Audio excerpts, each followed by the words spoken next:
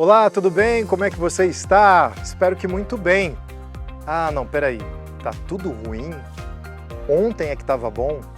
Então a gente vai conversar sobre isso. Vamos lá?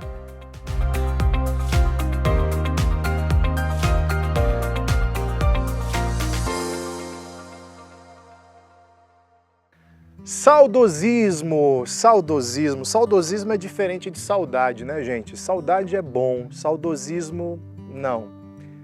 O saudosismo é aprisionante. Saudosismo pode nos manter encarcerados no passado e impedir a gente de viver o presente e o futuro. Mas como? A gente já conversou nessa série de que, às vezes, o medo do sofrimento do futuro faz com que nós queiramos vivenciar apenas os sofrimentos do passado, que já são conhecidos. Há aquelas pessoas que olham para o passado e pensam, naquele tempo é que era bom. Era bom quando eu era criança, era bom quando eu comecei a trabalhar, era bom quando eu comecei a namorar. Normalmente não é o passado todo, é uma faixa do passado, um capítulo do passado. Ah, e aí a pessoa suspira e olha para aquele passado como o Éden perdido, e agora tem esse mundo com esses jovens, ou nova geração, ou com esse tipo de pessoa, porque não é que nem naquele meu tempo, as músicas eram melhores, o trabalho era melhor, a rotina era melhor. O problema tá na cara, né, gente? O problema é que você não consegue viver no passado, por melhor que ele seja. Gente assim, quando é muito dinâmica, costuma então tentar mudar o seu entorno. Tenta transformar a sua casa num museu. Tenta transformar o trabalho num museu. Ou seja, trabalham da maneira que trabalhavam quando eram felizes. Querem deixar a família exatamente do jeito que era a sua família no tempo de infância, quando era feliz. Só que a grande frustração é, apesar das simulações desse cenário do passado, nunca é verdadeiramente o passado. E a pessoa começa a ficar reclamona, sabe? Resmungando, murmurando, lamentando o tempo todo. Se torna uma pessoa ácida, de difícil convivência. Ninguém suporta, principalmente se você está empolgado com seus planos para o futuro, principalmente se você está entusiasmado com o que Deus tem feito na sua vida no presente. Ficar ouvindo a ladainha de alguém repetindo de como era melhor no passado. Eu me lembro, tenho na memória aqui agora, um almoço que eu ofereci para uma pessoa. Paguei tudo em relação a esse almoço e eu me lembro de ter escolhido aquela comida que essa determinada pessoa provava na sua infância. E eu confesso que foi meio frustrante, sabe por quê? No final, eu estava satisfeito, todo mundo satisfeito, e a pessoa disse assim, mas nem se compara ao que eu provei naquele dia, naquela época. E essa pessoa descreveu um momento específico, muito específico, onde tinha provado aquele prato. Olha, eu confesso que eu fiquei muito frustrado, porque eu esperava trazer um momento de alegria. Aquele prato que aquela pessoa havia provado no passado nunca seria o mesmo. As mãos que fizeram não eram as mesmas, o momento não era o mesmo. Mas, claro, era um prato que essa pessoa gostava. A grande verdade é que eu esperava um pouco de gratidão. Poxa, obrigado por ter oferecido esse banquete. Obrigado por ter trazido memórias preciosas da minha infância, do meu passado.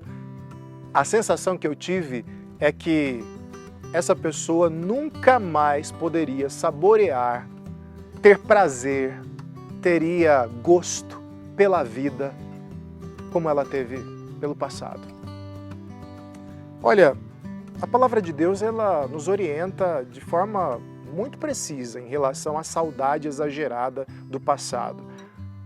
Eclesiastes 7,10 diz assim, não diga, porque os dias do passado foram melhores que os de hoje, pois não é sábio fazer esse tipo de pergunta. E sabe por que não é sábio? Quem vai responder para nós é o profeta Isaías, no capítulo 43, versículo 18 a 19. Esqueçam o que se foi, não vivam no passado. Vejam, estou fazendo uma coisa nova, ela já está surgindo. Vocês não a reconhecem? Até no deserto vou abrir um caminho e riachos no ermo. Olha, tem algo acontecendo, já estou fazendo e é bom. Não é bom da maneira como foi bom no passado, mas não significa que é pior. Pode ser inclusive melhor, ou no mínimo será diferente. Quem vive trancafiado na prisão do passado, no saudosismo, é alguém que não consegue provar o novo de Deus, não consegue vivenciar novos capítulos da sua história, não consegue provar outros sabores, não consegue ter outros prazeres, não consegue ter outras alegrias. Sabe, é uma pessoa com um repertório muito pequeno, muito suscetível à mudança do clima, do ambiente. Eu sou feliz quando a minha cidade tinha aquele clima, mas aí veio o aquecimento global e eu estou numa cidade totalmente diferente. Bom era o clima do passado. Eu posso até concordar com você, eu estou numa cidade agora, onde conversando com amigos, eles me avisaram que era muito mais agradável no passado. Ok, era mais agradável no passado, mas a cidade em que eu vivo agora é diferente. É uma cidade mais quente, é uma cidade cujo frio, o inverno, não é mais tão intenso quanto no passado. Eu gosto muito de frio, só que isso não significa que Deus não tem reservado para mim alegrias, prazeres e bênçãos nesta cidade. Olha, talvez sim, o momento profissional seja completamente diferente daquele momento profissional que você vivenciou com grande prazer e com grande alegria, com grande entusiasmo. O jeito de trabalhar é diferente, a tecnologia é diferente, as perspectivas de carreira são diferentes. Mas isso não significa que Deus não possa realizar coisas extraordinárias em você e através de você na sua carreira.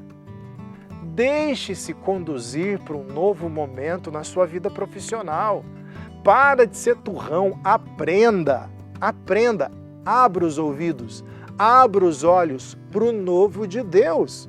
Novas oportunidades, oportunidades de crescer, oportunidades de se desenvolver, oportunidades de abençoar o outro, oportunidades de realização.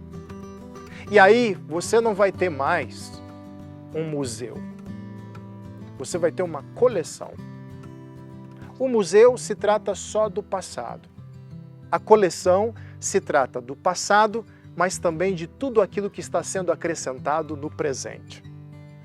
Olha, você vai ter uma coleção, por exemplo, de bênçãos e de histórias que Deus construiu na sua vida naquela sala ali.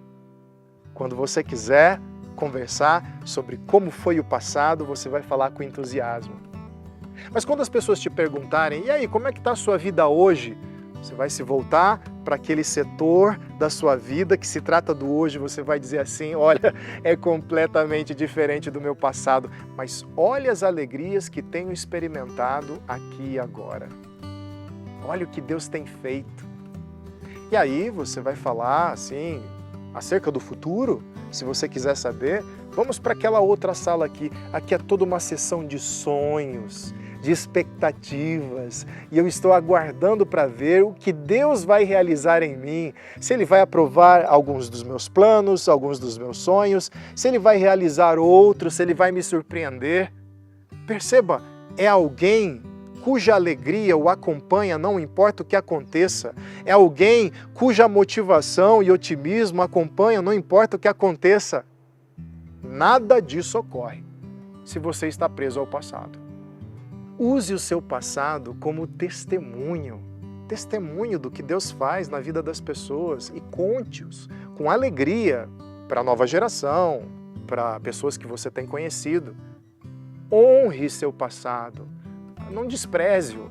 Deus fez coisas maravilhosas que servem como referência de que Ele tem cuidado de você. Mas não se tranque no passado. Não se encarcere ali. Não use como única referência das bênçãos de Deus o seu passado. Porque senão você mata a sua fé. Mata a memória do Deus eterno e você tenta enjaulá-lo com você numa determinada época. Deus é o mesmo Deus ontem, hoje e será o mesmo Deus amanhã. E Ele quer que você o acompanhe em tudo aquilo que Ele está fazendo. Guarde isso no seu coração. Use essa chave bíblica. Saia dessa cela. Encare seu presente e tenha boas expectativas para o seu futuro, porque Deus é contigo. Até!